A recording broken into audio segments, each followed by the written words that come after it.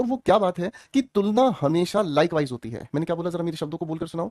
तुलना हमेशा लाइकवाइज होती है, इसका मतलब चेहरे की तुलना चेहरे के साथ, हाइट की तुलना हाइट के साथ, कपड़ों की तुलना कपड़ों के साथ।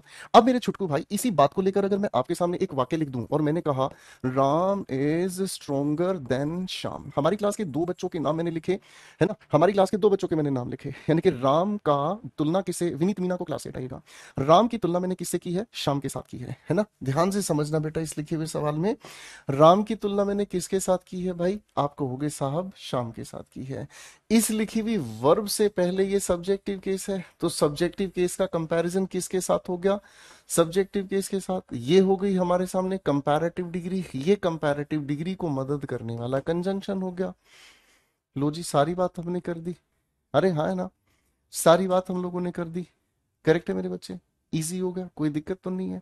अब अगर हम थोड़ा सा ध्यान से समझने की कोशिश करें इस बात को, तो हमें ये समझ में आती है कि हम हमेशा सब्जेक्टिव केस का कंपैरिजन सब्जेक्टिव केस के साथ करते हैं।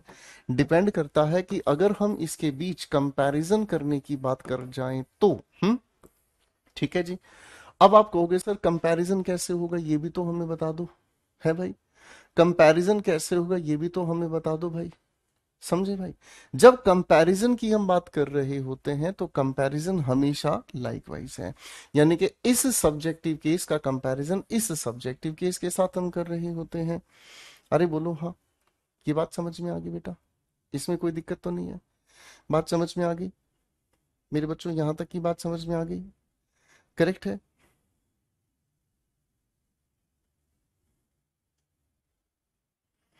चलो भाई, अब अगर ये वाली छोटी सी बात हमने समझ ली है तो सब्जेक्टिव केस की तुलना हम सब्जेक्टिव केस के साथ कर रहे होते हैं, ठीक है, इसमें तो कोई भी दिक्कत हमें नहीं है। अब ऐसे लिखे हुए मामले को अगर हम ध्यान से देखें तो हमारे सामने सेंटेंसेस के अंदर हमें देखने को मिल जाता है क्या चीज,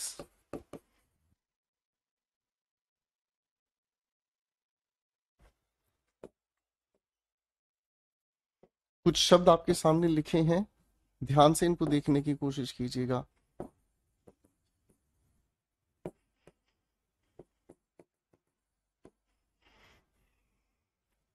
ठीक है जी, ऐसे कोई भी शब्द का हम जिक्र कर सकते हैं, ठीक है बेटा, ऐसे कोई भी शब्द का हम जिक्र कर सकते हैं। अब ऐसे लिखे हुए शब्दों के बीच अगर हम कंपैरिजन कर रहे होते हैं तो दो अलग अलग सब्जेक्ट के बीच हम कंपैरिजन करते हैं। अब अगर मान लो बाबू इससे रिलेटेड आगे हमसे पूछा जाए भाई हेल्पिंग वर्ब किसके अकॉर्डिंग यूज करोगे, तो आप ये कहोगे सर ऊपर लिखे वाक्य में Ram is stronger then Shyam, stronger then किसकी क्वालिटी थी, आप कहोगे जी राम की। तो कंपैरिजन हमेशा किसकी तरफ इशारा करता है, कंपैरिजन हमेशा पहले सब्जेक्ट की तरफ इशारा करता है। मैंने क्या पूछा आपसे, फिर से सोच के बताओ, कंपैरिजन हमेशा किसकी तरफ इशारा करता है, कंपैरिजन हमेशा पहले सब्जेक्ट की तरफ इशारा करता है, यानी कि पहले कौन बैठा है। तो इसका मतलब ऐसे लिखे हुए वाक्य में जो हेल्पिंग वर्ब है ना मेरे बच्चों, वो हमेशा किसकी तरफ इशारा करेगी, पहले लिखे हुए सब्जेक्ट की तरफ। ठीक है, एक सेंटेंस लिख रहा हूं, जरा दिमाग लगाकर दिखाएंगे। अगर मैं आपके सामने कहता हूं he more than Shama and more than Shama and me are eligible। मेरे बच्चों एक बार इस लिखे हुए सेंटेंस में एक छोटी सी गुगली है, सोच समझ के इसका आंसर बनाने की कोशिश करेंगे, सोच समझ के इसका आंसर बनाने की कोशिश करेंगे। अगर किसी बच्चे को क्लास से रिलेटेड कोई भी डाउट आता है तो आप सभी के लिए ये नंबर, आप सभी के लिए ये नंबर, आप लोग टेलीग्राम पर मुझे मैसेज कर सकते हैं, ठीक है ना, टेलीग्राम पर मुझे मैसेज कर सकते हैं आप लोगों को। मैं अगर आपके क्वेश्चन का आंसर देने लायक कोई सिचुएशन होगी तो मैं आपको आंसर्स दे दूंगा, ठीक है, समझ आ गया बेटा। लेकिन क्लास में पढ़ते वक्त प्लीज पढ़ाई पे ध्यान दो, ठीक है ना, आप अपनी बातों में लगे रहते हो, आप लगातार कमेंट एक करते चले जाते हो, आप सोचते हो कि जब तक सर देख नहीं लेंगे कमेंट को मैं कमेंट करता चला जाऊंगा, लेकिन आपको ये नहीं पता कि सर यहाँ टाइम पास नहीं करना चाहते, सर आपके कमेंट में फंस जाएंगे, बातें करते रहेंगे, पढ़ाई रह जाएगी।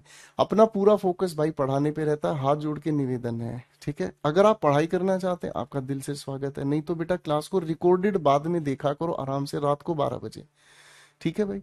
आप यहाँ कमेंट पे कमेंट करते रहते हो, कमेंट पे कमेंट करते बेटा ये यूट्यूब की क्लास नहीं है, ये आप लोगों का एक पेड बैच है जिसमें मेरी जिम्मेदारी बनती है आपको 100% पढ़ाना। आपकी जिम्मेदारी मेरे से ज्यादा 200% ध्यान देने पे बनती है। अब आपकी चॉइस है बेटा, सिलेक्शन लेना मेरे हिसाब से चलो, सिलेक्शन नहीं चाहिए छोड़ दो, सारी बातें खत्म। ठीक है भाई। तो बेटा इस लिखे हुए क्वेश्चन पर हम कैसे ठीक करेंगे? आपने कहा सर तुलना ही की हमने शमा एंड मी, यानी कि ये हमारा सब्जेक्टिव केस 1, ये हमारा सब्जेक्टिव केस 2, यानी कि यहां पर हमने इसको ठीक कर दिया, कंपैरिजन करा है, तो सब्जेक्टिव 1 के अनुसार इज हमें लगाना पड़ेगा। इजी हो गया बेटा। आप इसी लिखे हुए सेंटेंस को दोबारा से ठीक लिख सकते हैं, है ना बाबू? आप इसी लिखे हुए सेंटेंस को दोबारा से ठीक लिख सकते हैं मेरे छोटे छोटे बंदर। कैसे लिख सकते हैं? ही इज एलिजिबल, और उसके बाद आप क्या लिखेंगे? ही इज एलिजिबल, आप ऐसे ही लिखेंगे, और फिर लिखेंगे क्या चीज? मोर देन शमा एंड आई। समझ आ गया भाई? यहां पर ही के साथ इज हमने क्यों यूज किया है? समझ आ गया भाई? अरे हाँ है ना? करेक्ट होगी मेरे बच्चों बातचीत? बात अच्छे से समझ में आ गई? अरे बोलू हाँ, करेक्ट हो गया।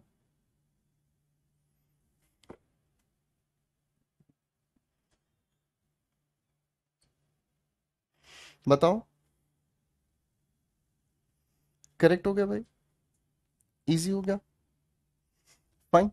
इसी लिस्ट में लिख लो एक और हमारे सामने, as well as much as. ठीक है बेटा, इन सभी को आप लिखना चाहें लिख सकते हैं। करेक्ट हो गया? हाँ है ना? मजा आ रहा है बेटा? सारी चीजें अच्छे से समझ में आ रही हैं? कोई दिक्कत तो नहीं? प्रियंका बेटा क्लासेस को सारी को रिवाइज करो, फिर सारे क्वेश्चंस बनेंगे। जो बच्चा रिवीजन नहीं करता है वो गड़बड़ करके आएगा पेपर में। ठीक है भाई? तो ये सारी की सारी खूबसूरत सी बातें हमें अच्छे से समझ में आ गई। ठीक है भाई। अब मेरे सारे नटखट बच्चे ना फटाफट से इसका आंसर बनाएंगे। जिसने सही आंसर बना दिया मेरी तरफ से टॉफी मिलेगी भाई। ठीक है? चलो चलो चलो। अब मैं बनाता हूं पहला question. Raj as well as Kiran are ready for the show. Sir comparison करने वाली बात हो गई।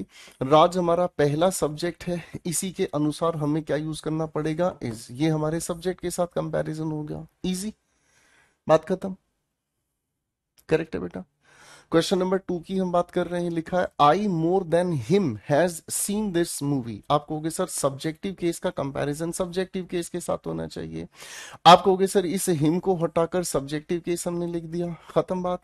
हाँ है ना भाई? मोर देन कंपैरिजन बताने के काम कर रहा है। इस आई पहले सब्जेक्ट के अनुसार हम यहां पर क्या लिखेंगे? हैव। तो हमारा सेंटेंस क्या बना? आई मोर देन ही, मैं उससे ज्यादा इस फिल्म को देख चुका हूं। मैं उससे ज्यादा इस फिल्म को देख चुका हूं। बात समझ रहे हैं भाई? हाँ है ना?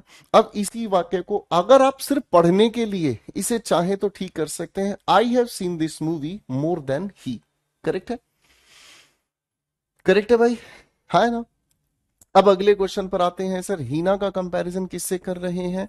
आप कहोगे सर हम तो इतना समझे कि ये सब्जेक्टिव केस है, तो हम तो इतना समझे कि सब्जेक्टिव केस का कंपैरिजन सब्जेक्टिव केस के साथ होना चाहिए। बात समझ रहे हैं? बूझे? ए भैया, बूझे? जब बूझे तो बहुत अच्छी बात है। अगले क्वेश्चन पर आ जाओ। They are more active than him. Sir they का कंपैरिजन सब्जेक्टिव केस का कंपैरिजन हम सब्जेक्टिव केस के साथ कर रहे हैं, तो भैया आप कहोगे अरे सर अब काहे, अब तो हम बुझ बुझे हैं सर, अब हमको सब कुछ समझ आ रहा है, अब धुआं उतार देंगे। लेकिन भैया अगले सवाल में बेहोश भी कर देंगे। जरा क्वेश्चन 7 का आंसर बताओगे भैया? जरा क्वेश्चन 7 का आंसर बताओगे भैया? तो हिया आप आकर फंस गए चुन्नू बाबू। हिया आकर आप फंस गए चुन्नू बाबू। कैसे फंस गए भैया? हिया आकर आप ऐसे फंस गए, आप समझे इस बात को थोड़ा सा ध्यान से। टिरिक बना रहे हैं हम तुम्हारे सामने, टिरिक को थोड़ा ध्यान से देखेंगे भैया। जो ध्यान नहीं देंगे तो बेहोश भी कर देंगे है तुमको। हमको ये समझ आया कि किसी लिखे हुए वाक्य में अगर हम किसी सब्जेक्टिव केस का कंपैरिजन कर रहे हैं देन लगाकर, तो हम सब्जेक्टिव केस के साथ इसको चिपकाएंगे। बोलो हाँ। ठीक है भाई। और अगर मेरे छुटकू भाई किसी लिखी हुई कंपैरेटिव डिग्री के साथ हमें अगर कोई ऑब्जेक्टिव केस का कंपैरिजन करना पड़ता है तो हम उसके साथ ऑब्जेक्टिव केस लगाकर चलते हैं। अरे हाँ, है ना, सेट है भाई।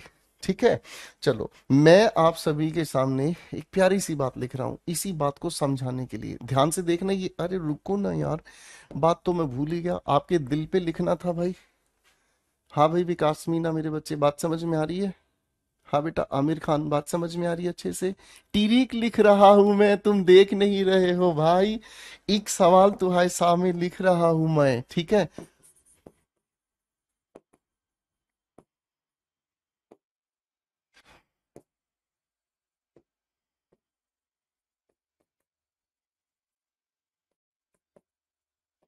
बताइए जरा आंसर बताइए फटाफट से। सुमित बेटा क्लास खत्म होने के बाद आराम से बिल्कुल आंखें बंद करके क्लास को देखना, आपको बहुत ही अच्छा लगेगा भैया। अभी पढ़ लीजिए प्लीज, पढ़ेगा नहीं तो हम बहुत जोर से मुंह मार देगा तुमको भाई। चलिए भैया, पढ़ लिया है, ठीक है। आओ भैया, तो आप इसमें कहोगे सर आपकी बात दिल आंखों पे, कंपैरिजन किया जा रहा है, कंपैरिजन हो रहा है इस प्यारे से शब्द का, तो ऑब्जेक्टिव के इसका कंपैरिजन ऑब्जेक्टिव के साथ कर देंगे, बात खत्म। अरे हाँ है ना, क्या कहे हम, बात खत्म, हाँ है ना। अब अगर हम बताएंगे ध्यान से तुमको बात ना, तो तुम्हारा दिल गार्डन गार्डन हो जाएगा है। ठीक है जी। यहां पर ओ माय गॉड मोहिनी का आई रह गया, लगता है आईफोन लेने चली गई थी ससुरी। आगे वापस आ जाओ भैया। मोहिनी लव्स,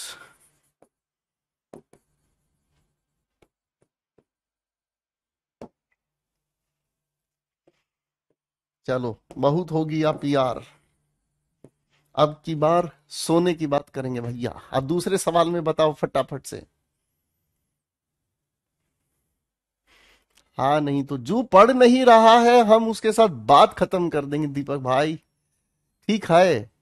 चलिए आंसर बनाते चलेंगे फटाक से, जो आंसर नहीं ना बना रहा है ना हम बताएं छोड़ेंगे नहीं उसको, हाँ नहीं तो बिल्कुल ठीक आपने आंसर बना दिया भाई। इस लिखे हुए सवाल में क्या कहा, Mohini स्लीप्स more than, more than से पहले हम किसका कंपैरिजन कर रहे हैं, मोहिनी का, तो मोहिनी का कंपैरिजन हम कर गए सब्जेक्टिव केस के सब्जेक्टिव केस के साथ। सेट है भाई, कोनो दिक्कत पिक्कत तो नहीं है भाई? अगर किसी को कोई दिक्कत है तो खामोश, क्लास को दोबारा से घर पे देखेंगे, ताड़ तिल है, हाँ नहीं तो डर रहे हैं बिना बात। तो बेटा जी इस लिखे हुए क्वेश्चन को ध्यान से देखोगे तो बात समझ आएगा ना, ठीक है। मोर देन के साथ हमें यहाँ ऑब्जेक्टिव केस लिखा है, तो भाई साहब मोर देन के साथ यहाँ ऑब्जेक्टिव केस का कंपैरिजन बिल्कुल ठीक है। इस लिखे हुए वाक्य में कोनो दिक्कत नहीं थी ससुर, पहले से ही ठीक रहा भाई, ये तो पहले से ही ठीक था, बिना ही बात परेशान कर रहा था, हाँ कि ना, बोलो हाँ। इजी हो गया मेरे बच्चों बात समझना, करेक्ट है भाई। चलिए मेरे नटखट बच्चों, अब थोड़ी सी प्यारी सी कहानी को आगे हम लेकर आपके साथ चलते हैं, ठीक है। थोड़ा सा ध्यान से देखते हैं मेरे बच्चों। अब देखो इस सवाल को एक बार सिर्फ क्वेश्चन नंबर 8 को आप ठीक करके दिखाएं, ही वॉन्टेड मी बुक्स, इसमें कोई करेक्शन करेंगे बेटा?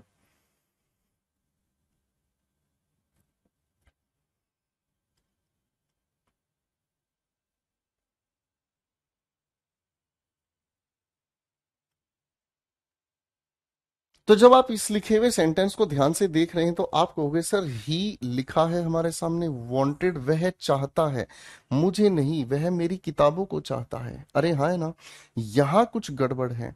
तो मेरे नटखट बच्चों इस गड़बड़ को समझने के लिए एक और प्यारी सी मोहब्बत पर मुझे आप लोगों को लेकर जाना होगा। इसे हम लोग कहते हैं, इसे हम कहते